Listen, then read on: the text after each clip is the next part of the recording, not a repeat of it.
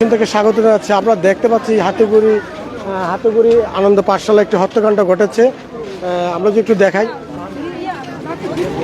মা মেয়ে হত্যাকাণ্ড ঘটেছে। আমরা যদি একটু আপনাদেরকে লাইভে সরাসরি দেখাই, এই মুহূর্তে কিন্তু একটু দুঃখজনক ব্যাপার ঘটে গেছে। আমরা যদি একটু জানতে চাই, এখন আমরা একটু লাইভে দেখো, কথা বলুন। তাও লক করার সিস্টেম আছে, তারা লক করেই থাকে। কালকে রাত্রে 1:05 আমাকে হঠাৎ করে তার দ্বিতীয় ছেলে, যিনি মারা গেছেন ওর মা, ওনার দ্বিতীয় ছেলে আমাকে বলতেছে যে আঙ্কেল তাড়াতাড়ি আসেন, আমি তো কিনা আম্মা এবং আমার বোনকে তো মাইরা কারো চলে গেছে এটা এখান থেকে। কি বলো তুমি, এটা তোমরা কোথায় ছিল? তারপর দূরে আসলাম, আপনি আসেন। আমি আসছি, তা আসার পরে দেখলাম যে তার এক মামতো ভাই আর তার মামা আছে।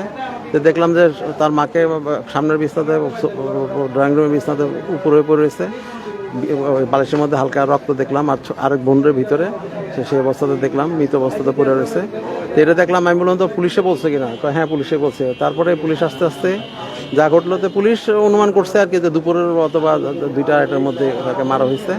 তো আজকে আমরা আবার সিসি ফুটেজ একটা খেয়াল করছি।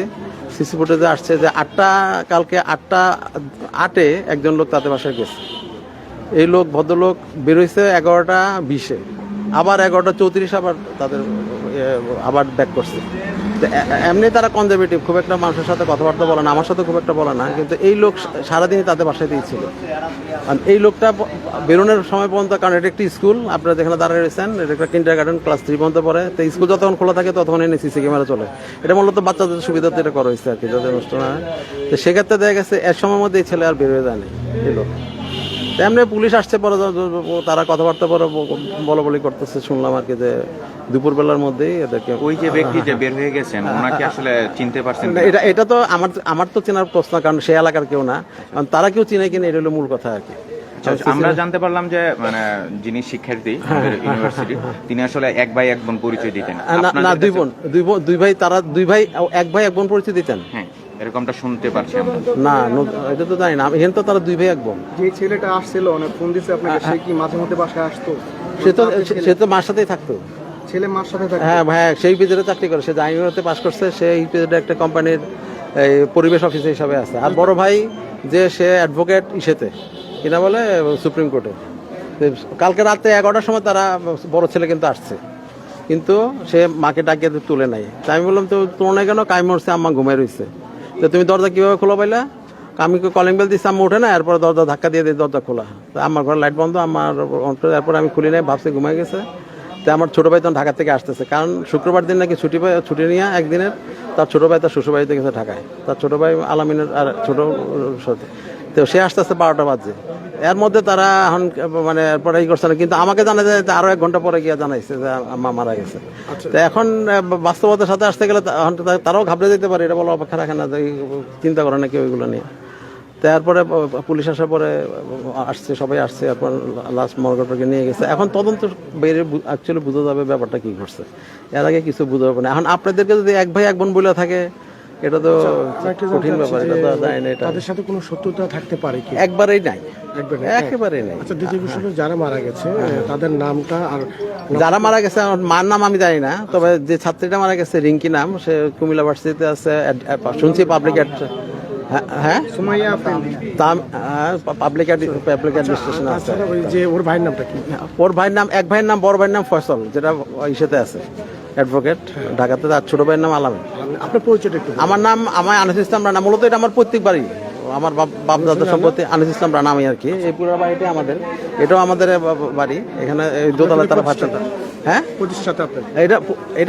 এটা আমাদের প্রত্যেক বাড়ি, এটা ভাই বোন সবারই আছে। এটা আমার ছোট ভাইয়ের বাড়ি। এটা মূলত সে ঢাকায় থাকে, সে একটা কোম্পানি কর্পোরেট হেড ছিলেন, দোতলাতে।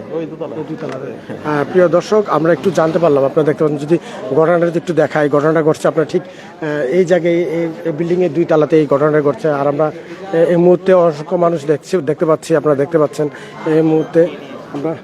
এখন এটা স্কুল কর্তৃপক্ষের কাছে আছে।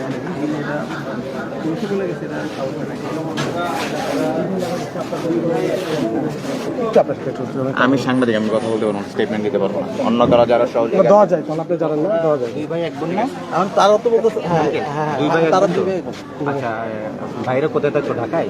এক ভাই ঢাকা প্রিয় দর্শক, যদি আমি একটু দেখাই, একটা দুঃখজনক ঘটনা ঘটে গেছে। লাশ কিন্তু এই মুহূর্তে মর্গে নিয়ে গিয়েছে, আমরা যেটুকু জানি, থানাতে।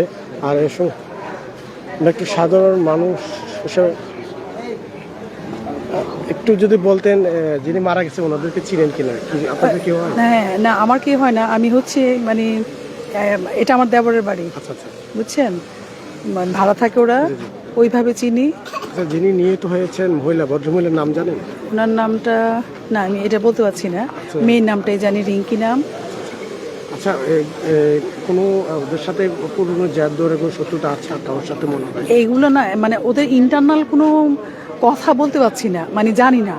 উনি মানে বিশেষ ওনাকে আমি ভাবি ডাকি, ভাবি কখনো ওনাদের মানে নিজস্ব মানে একান্ত ব্যক্তিগত ব্যাপার নিয়ে কখনো আমার সাথে আলোচনা করতো না, বুঝছেন। তাহলে মূলত বাড়িটা আপনার? আমার দেবরের বাড়ি, আমি পাশে আছি, আমার স্বামী এই যে এখন যে কথা বললো। ধন্যবাদ আপনাকে। আচ্ছা, থ্যাংক ইউ। প্রিয় দর্শক, আমরা যে আর একটু ঘুরে ঘুরে কথা বলি এখানকার সাধারণ মানুষের সাথে, যদি আপনাকে একটু দেখাই। আচ্ছা, ওই যিনি মারা গেছে ওরা কি আপনার প্রতিবেশী ছিল? তো আমার বাসরের ছেলের বাসার ভিতরে থাকে। বাসর ছিল, বাসর। তাদের সাথে কোনো কারোর সাথে কোনো? না না, উনি অনেক ভালো, অনেক ভালো মানুষ। ওনার সাথে আমরা চলাফেরা ছিল, খুব সুন্দর করে ব্যবহার করতো, কারোর সাথে কোনো ইত্যা নেই। ওরা দুই ভাই এক বোন ছিল হ্যাঁ, নাকি? জি জি। ধন্যবাদ। প্রিয় দর্শক, আপনারা দেখতে পাচ্ছেন কিন্তু এই মুহূর্তে যদি আপনারা দেখাই, অনেক মানুষ আছে। আমরা ক্যামেরা অন করি, আবার স্কুল শেষ হলে আমরা ক্যামেরা অফ করে আমরা চলে যাই। স্কুলে আসছি আমি 8টা আসার পরে ক্যামেরা আমি অন করছি। ক্যামেরা অন করার পরে পরবর্তীতে দেখতে পেলাম যে এখন যে একটা লোক, মানে আমি ক্যামেরাটা অন করার 1 মিনিট পরেই ঢুকছে। যে ভদ্রলোক ছিল উনি মানে মাথার টুপি ছিল, পাজামা পাঞ্জাবি ছিল, উনি হাতে ব্যাগ ছিল, ইয়া ছিল, ঢুকছে। কিন্তু একটা পাশে আমি ক্যামেরা অফ করার পর আমি যখন স্কুল ত্যাগ করার পরও ওই লোক আর নামে নাই। এটা অবশ্যই পুলিশ প্রশাসন আর যারা আসলো তারা দেখছে, সবাই আমার স্কুলের ক্যামেরা দেখছে। আমি খবর পাই স্কুল খোলার পরে, আমি 1:05 পর্যন্ত ছিলাম স্কুলে। আমার রাত্রে বাড়ির মালিক রানা ভাই উনি ফোন দিয়েছে রাত্রে 2:36 ফোন দিয়েছে। আমরা বলতেছে জাহিদ তোর ক্যামেরা কি অন আছে? আমি কই না, অন তো নাই, ক্যামেরা আমি তো অফ করে আসছি। বলতেছে আমি কই কী হয়েছে? উপরে মনে চুরি না কি হয়েছে? উনি তখন হয়তো শুনতে আমারও ভুল হইতে পারে, বা রাত্রে তো ঘুমের মধ্যে ছিলাম। তা আমি সকালে ফজর নামাজ পড়ে আমি এখানে আসলাম। আমি রাত্রে যখন চুরি হয়েছে আমি যাই আমার স্কুলে একটু দেখি, আইসা দেখি এখানে পুলিশের গাড়ি, অ্যাম্বুলেন্স, মানুষ পুরা কি হয়েছে, তারা দুজন মারা গেছে, কেউ মারছে। তো যাই দেখলাম 2 রুমের মধ্যে আছে, ওনাদের ছেলেরা আছে। ছেলেরা তারপরে ডাইকেলাম যে আমার ক্যামেরা দেখালাম। ওনার ছোট ছেলে আলামিন ছিল, বাড়ির মালিক রানাভাই ছিল, আরও অনেক লোক ছিল। ক্যামেরা দেখছে, দেখে সেটা তারা ক্যামেরা ফুটেজ নিয়েছে। এটা তো একটা প্রতিষ্ঠান, জি। এখানে আসলে ক্যামেরা বন্ধ রাখার তো বিষয়টা দরকার। তো বন্ধ করার কারণটা কি? ক্যামেরা বন্ধ করার কারণ হলো ক্যামেরাটা লাগাইছি, একটা ক্যামেরা আমি লাগাইছি যে আমার ওই স্কুলে ছোট বাচ্চা তো গেট আছে, বাচ্চারা যাতে অন্য গার্ডিয়ান না নিতে পারে, আমরা যাতে ক্যামেরার মাধ্যমে যাতে দেখি কে আসছে কে যায়। ক্যামেরাটা অফ করার পরে ক্যামেরাটা অফ করে দিয়ে আমরা চলে যাই। হ্যাঁ, কারণটা এবে অন্য কোনোভাবে নেই। আমরা স্কুল চলাকালীন সময়ে রাখি, যেহেতু এরা এরিয়ার মধ্যে, এরা রাস্তার ইয়ারটিয়া না, এখানে লোক থাকলে ক্যামেরা লাগানো রয়েছে যাতে গার্ডিয়ান দেখা যায়, বাচ্চারা দেখা যায়, এই জন্যেই, অন্য কোনো কারণে লাগানো হয় নাই। কারণ এখানে তো কোনো কিছু হওয়ারও কোনো যুক্তিকতা নাই, হয়তো চুরি হবে বা হবে এমনও কোনো কিছু নাই। তো আমি আমার ক্যামেরা স্কুলে আসলে আমি লাগাই, স্কুল থেকে যাওয়ার পরে এইভাবে 3 বছর এইভাবে চলছে। আমার পরিচয়, আমি হাতে করে আনন্দ পাঠশালা প্রতিষ্ঠাতা সভাপতি। আমার নাম মোহাম্মদ আবু জাহিদ। প্রিয় দর্শক, হাতে করে সভাপতির সাথে আমরা একটু কথা বলি। একটা দুটো বক্স করে দেবো, আমার একটা বক্স হয়েছে আর একটা ব্যবসা করবেন না মহিলাদের নামে। প্রিয় দর্শক, এই মুহূর্তে কিন্তু অনেক দুর্ঘটনা ঘটে গেছে। আমরা যদি আপনাদের একটু দেখাই, প্রিয় দর্শক, আমরা এখনো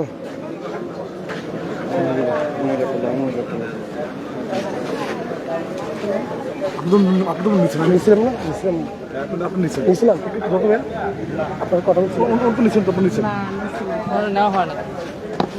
বলো যে আমি 3 দিন আগে ওনার সাথে কথা বলছি, একটু রাখেন, আমি বলছি যে বলুন তো প্লিজ। যে 3 দিন আগে ওনার সাথে কথা বলছি, আমার সাথে দাঁড়িয়ে অনেকক্ষণ কথা বলছে।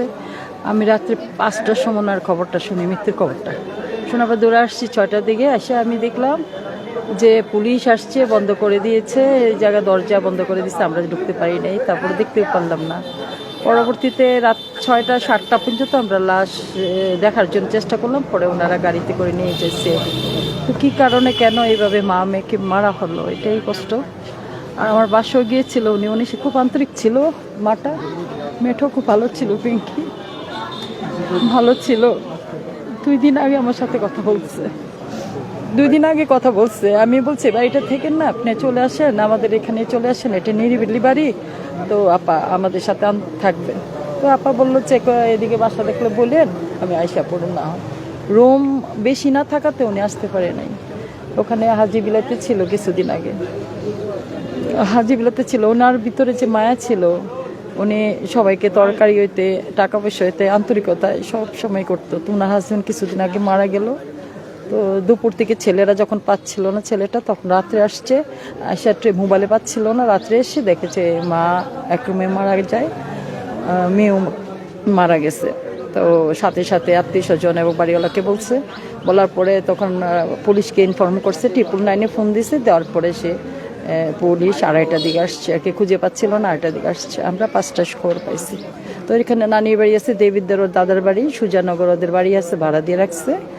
আর এখানেও এই মৌ হোটেলের সামনেই ওনাদের একটা বাড়ি আছে, ভাড়া দিয়ে রাখছিল। মেয়ে পড়াশোনার জন্য, ছেলে পড়াশোনা হয়তো ভাড়া থাকতো, এই আমাদের এখানেই থাকতো আর কি। দীর্ঘদিন আসছিল, তো এখানে অনেক দিন যাবত আসছে। যিনি মারা গেছে আপনার প্রতিবেশী? জি, প্রতিবেশী। ওখানে আমাদের বাসার কাছে ছিলেন, ওখানে 6 মাস ছিলেন, এখান থেকে এখানে আসছে। 3 দিন আগে উনি আমার সাথে কথা বলে, আমি বাড়ি কাজ করতেছি ওই পেশকার পাড়াতে, আমার বাসায় গেছে, ফুলের চারা নিয়ে আসছে, আমার সাথে কথা বলছে। জি, কথা বলছে অনেকক্ষণ, প্রায় 3 ঘন্টা দাঁড়িয়ে কথা বলছে আমার সাথে। তো আমার খুব মায়া লাগতেছে। ছিল বা কারোর সাথে কোন কিভাবে মারা গেছে? উনি খুব রিজার্ভ ছিল, উনি কখনো কোনো কথা বলতেন না, চুপচাপ থাকতেন। তো আন্তরিকতা ছিল, সবার সাথে মিশতো, কিন্তু কি কারণে কেন তা তো বলতে পারি না। তো হয়তো বা জমি হইতে পারে, হয়তো বা ওনার হাজব্যান্ড হইতে পারে, কোনো মেয়ে সংক্রান্ত হইতে পারে। জানতে পারছি বালিশের চাপা দিয়ে মারছে, ঠিক আছে? হ্যাঁ, বালিশে চাপা দিছে, আমরাও শুনছি। শ্বাসরুদ্ধ করে মেরেছে, তাও শুনেছে। কিন্তু কিভাবে মারছে আমাদের তো ভিতরে ঢুকতে দেয় নাই। তো ওনাদের আলামতগুলি নিয়ে গেছে পুলিশ, ডিবি, আর ও লাশও নিয়ে গেছে। তো আমি তো অ্যাম্বুলেন্সে নিয়ে গেছে, আমি কল্লাটা ভিতরে দিয়ে দেখতেছিলাম, বারবার দেখতেছিলাম, ওনাকে ধরতেছিলাম, ধরে দেখতেছিলাম, দাঁড়িয়ে দাঁড়িয়ে কতক্ষণ দেখছি। মেয়েকে, মাকে, মেয়ের লাশটা পড়ে যাচ্ছে, আবার আমি উঠিয়ে দিছি, উঠিয়ে ধরে সোজা করে দিছি। আবার মাকে দেখে খুব কষ্ট লাগতেছিল। 2টা লাশ আমার সাথে 2 দিন আগে কথা বলছে, তো আর আন্তরিকতা ছিল, আমি বলতে পারতেছি না ওনাকে। অনেকক্ষণ কথা বলছে, হাজবেন্ড মারা গেছে, কাঁদছে। আর ওনার লাশ দেখে আমার খুব, সকাল থেকে আমি কিচ্ছু খাইনি, খুব কষ্ট লাগতেছে। বাসায় গেলে কি খাওয়াবে, কলজা কাটতে খাওয়াইতো, কি খাবে না। আমার পাপা আমার বাসায় বেড়াইবেন, যে খাই আসবেন, দুপুরে ভাত খাবে না বলতেছিল 2 দিন আগে। কালকেও আমি মনে চাইছে, দিকটা যাচ্ছিলাম, মনে চাইছে যে আমি আসি আসি আসি, খালি মনটা চাইতেছে আমি আপার বাসায় যাব, বিকেলে যাব, না হয় বিকেলে যাব, আপারে দেখে আসবো কি অবস্থা আছে। কালকে কয়েকবারে আসতে চাইছিলাম, কিন্তু আসলাম না। সকালে ভোরেই আমি খবরটা পাই, খুব খারাপ লাগতেছিল। কি নাম? আমার নাম মিসেস কামরুন্নাহার বেগম ঝুমুরা। আমি, আমার নিজস্ব বাড়ি এখানে পেশকারপাড়া, সামনের দিকে আমার বাড়ি। আমি বাসায় কাজ করতেছিলাম। আচ্ছা, প্রশ্ন হলো আনুমানিক কটার দিকে মানে আপনার তথ্যটা পাইছেন যে মারা গেছে? আমি যখন তথ্য পাইছি রাত্র 5টার দিকে তথ্য পাইছে। আমি তখন আমার ভাইয়ের বউর বাসায় বেড়াতে আসছি, তো আমি বাড়িতে কাজ করা, এখানে ঘুমাইছি। ভাইয়ের বউ বলতেছিল যে আপনি থাকেন, যায়েন না আজকে।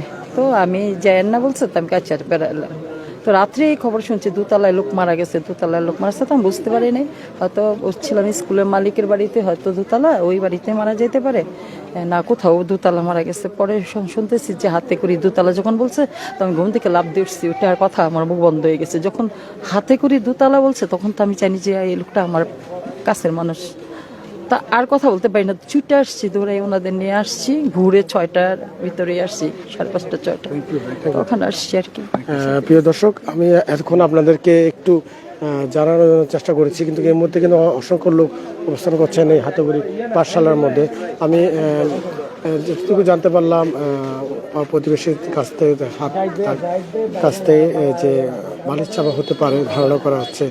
আমি আবার আপনাদের কাছে খুদা হাফেজ।